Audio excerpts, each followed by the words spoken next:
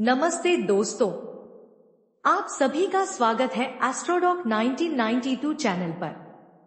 अगर आपने अभी तक हमारे चैनल को सब्सक्राइब नहीं किया है तो जल्दी से कर लीजिए। आज के वीडियो में मैं आपको वैदिक ज्योतिष के कुछ महत्वपूर्ण पहलुओं से परिचित कराऊंगी।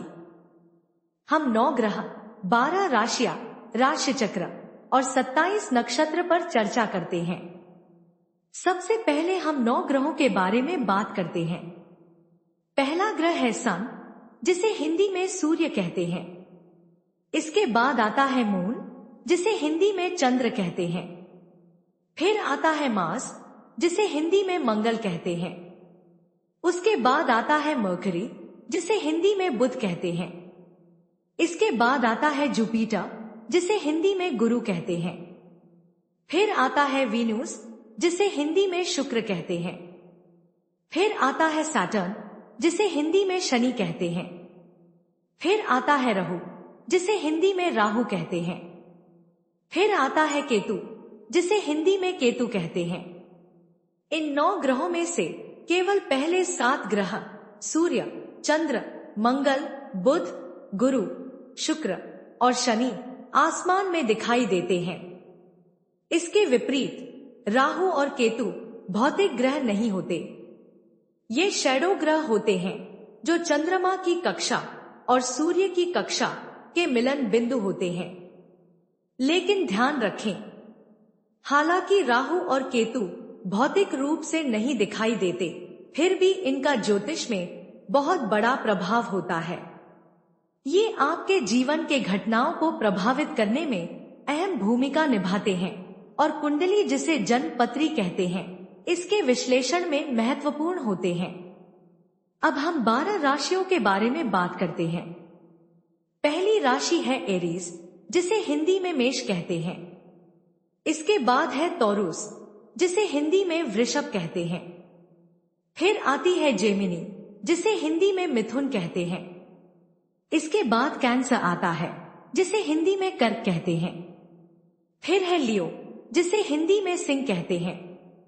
इसके बाद वर्गो आती है, जिसे हिंदी में कन्या कहते हैं। फिर आती है लिब्रा, जिसे हिंदी में तुला कहते हैं। इसके बाद आता है स्कॉर्पियो, जिसे हिंदी में वृश्चिक कहते हैं। फिर है सगिटेरियस, जिसे हिंदी में धनु कहते हैं। इसके बाद आता है कैप्रिकॉर्न, जिसे हिंदी में मकर कहते हैं। फिर आती है एक्वेरियस, जिसे हिंदी में कुंभ कहते हैं। आखिरकार पिसिस आता है, जिसे हिंदी में मीन कहते हैं। तो ये राशियां क्यों महत्वपूर्ण हैं? क्योंकि एक जन्म कुंडली में इन राशियों का क्रम 1 से 12 तक के अंकों के द्वारा दर्शाया जाता है। उदाहरण के लिए, यदि किसी घर में अंक 7 लिखा हो तो इसका मतलब है कि उस घर में तुला राशि बैठी है, जिसे अंग्रेजी में लिब्रा कहते हैं।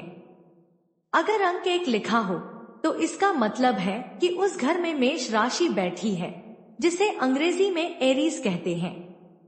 इसी तरह अंक 11 कुंभ को और अंक 8 वृश्चिक को दर्शाता है, जिन्हें अंग्रेजी में एक्वेरियस और स्कॉर्पियो कहते हैं।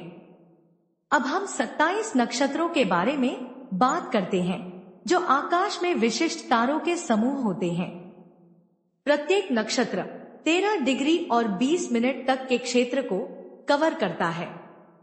पहला नक्षत्र है अश्विनी, उसके बाद है भरणी, फिर आता है कृत्तिका, उसके बाद है रोहिणी, फिर आता है मृगशीर्ष, उसके बाद है आर्द्रा, फिर आता है पुनर्वसु, उसके बाद है पुष्य, फिर आता है अश्लेषा, उसके बाद है मघा, फिर आता है पूर्वा फाल्गुनी, उसके बाद आता है उत्तर फाल्गुनी, फिर आता है हस्त, उसके बाद है चित्रा, फिर आता है स्वाति, उसके बाद है विशाखा, फिर आता है अनुराधा, उसके बाद है ज्येष्ठा, फिर आता है मूल, उसके बाद है पूर्वाषाढ़ा, फिर आता है उत्तराषाढ़ा, फिर आता है श्रवण, उसके बाद है धनिष्ठा, फिर आता है शतभिषा,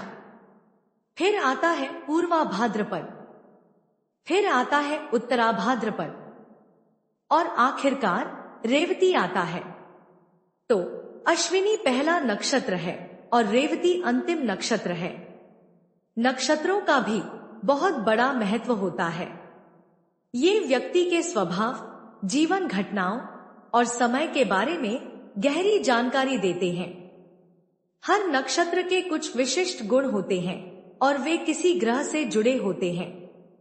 अगर आपको यह वीडियो अच्छा लगा हो तो इसे लाइक करें, सब्सक्राइब करें और अपने दोस्तों के साथ शेयर करें। धन्यवाद।